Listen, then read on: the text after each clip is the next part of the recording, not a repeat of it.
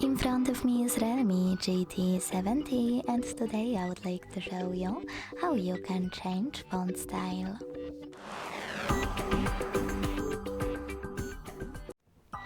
Begin by opening device's settings and scrolling down a tiny bit to click on display and brightness. Then scroll again to click on font. Click on one of those.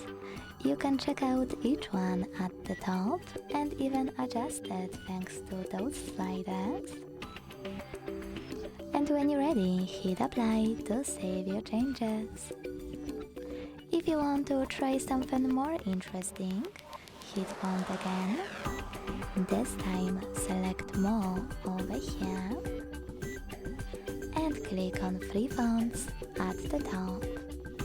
Now check out all of those, and when you find the perfect one, hit apply under it.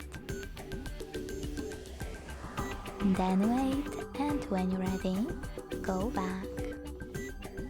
As you can see, after that, style of my font has changed again.